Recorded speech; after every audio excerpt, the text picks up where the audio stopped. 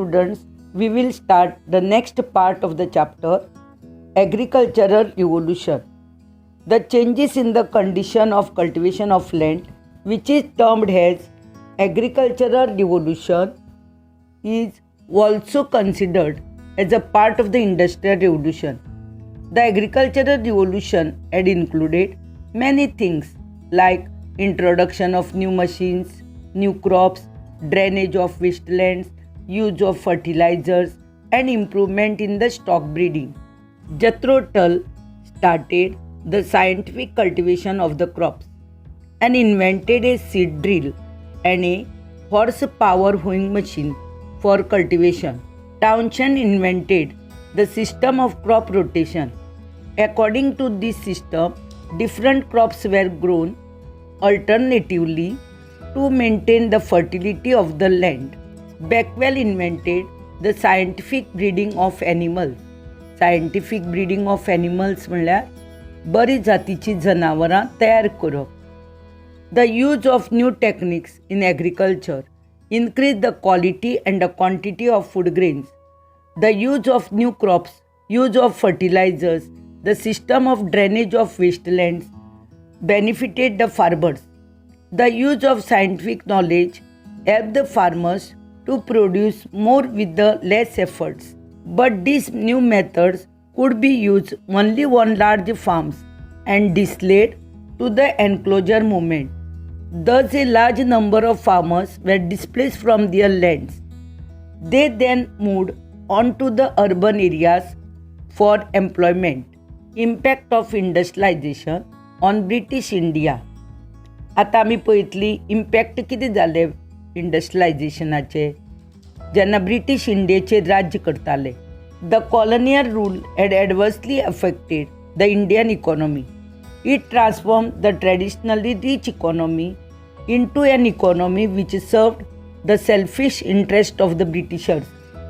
The British used their political supremacy to exploit the raw resources of India. Like the other colonies, India now became a place from where the British producers could purchase the raw materials at low prices and sell their goods produced in England at higher prices in the Indian market.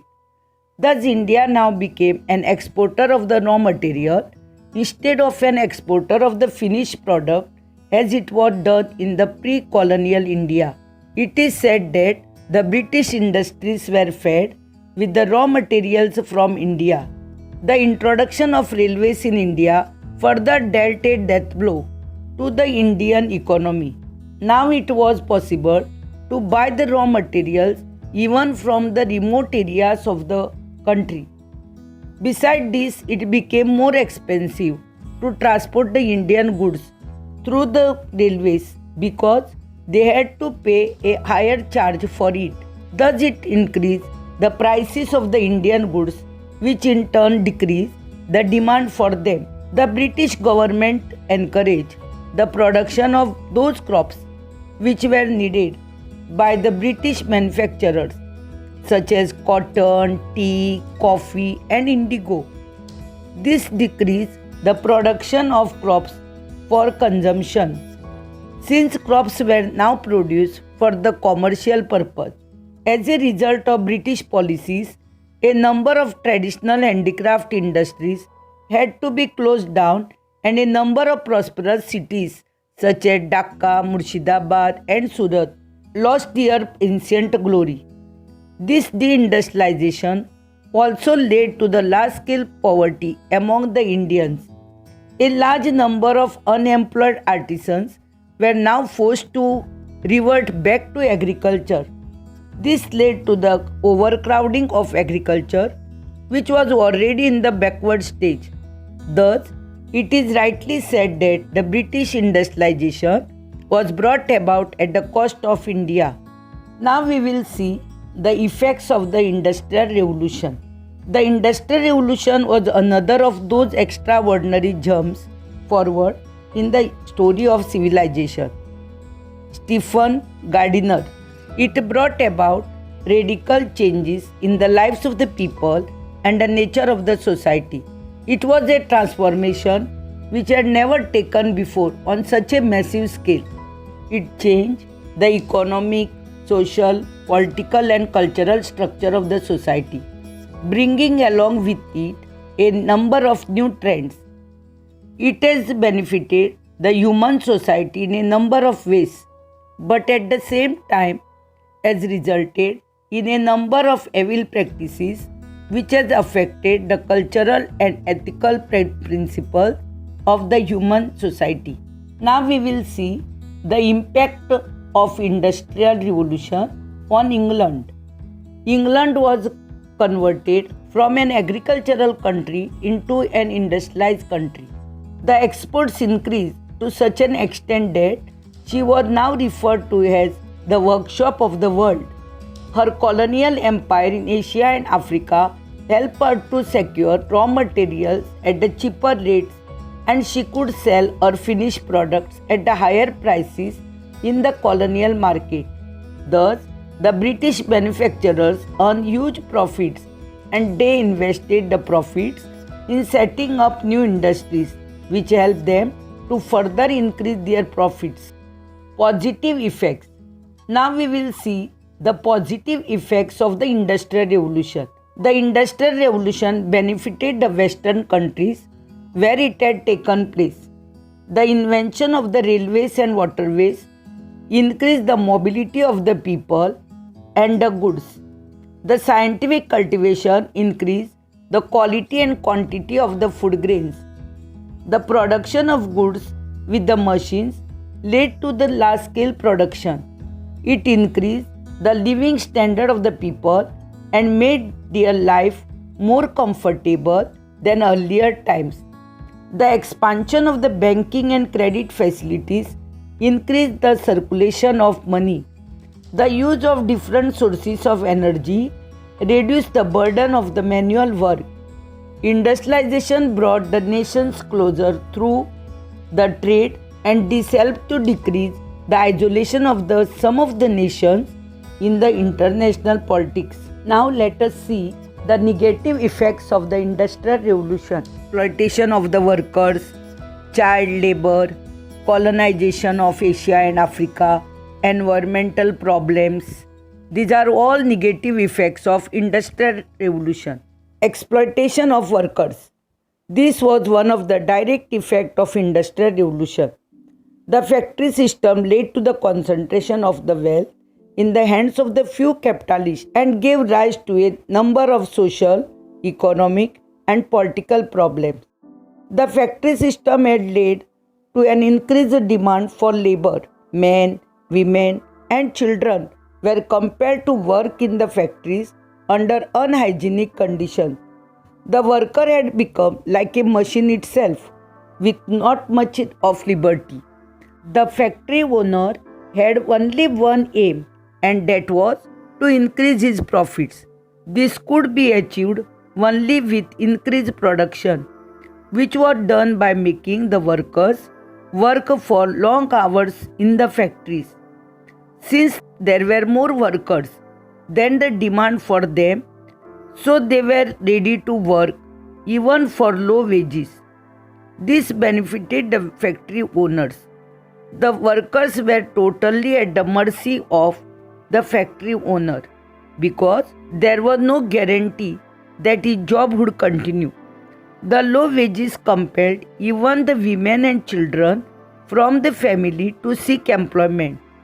The condition of the mine workers was even more pitiable than those of the factory workers. The mine owners preferred to employ women and the small children. Child labor. Small children were very often preferred by the owners because their small fingers could easily operate the machines. Young children working endured some of the harshest conditions. Workdays would often be 10 to 14 hours with minimal breaks during the shift. Factories employing children were often very dangerous places, leading to injuries and even deaths. Machinery often ran so quickly that little fingers, arms, and legs could easily get caught. Beside the equipment, the environment was a threat to children as the factories put out fumes and toxins. When inhaled by the children, this most certainly resulted in breathing problem. While thousands of children worked down the mines, thousands of others worked in the cotton mills. The mill owners often took in orphans to their workhouses. They lived at the mill and worked as hard as possible. They spent most of their working hours at the machines with little time for fresh air or exercise. Even part of Sunday was spent cleaning machines. There were some serious accidents. Some children were scalped when their hair was caught in the machines. Hands were crushed, and some children were killed when they went to sleep and fell into the machine. Children were often sent into the mines since they could be easily sent down. They also worked in the brick factories. They were considered as unskilled workers and so they could be employed for very low wages. This was profitable for the owners who preferred them than the adult workers. Colonization of Asia and Africa. Though the Industrial Revolution had increased the wealth and the prosperity of the European countries, but it adversely affected the colonies of these countries in Asia and Africa. The Industrial Revolution popularized the policy of imperialism among the European nations. According to this policy, a large number of countries in Asia and Africa were captured by the imperialistic European countries and transformed them into their colonies. These colonies had served a dual purpose for the imperialistic countries.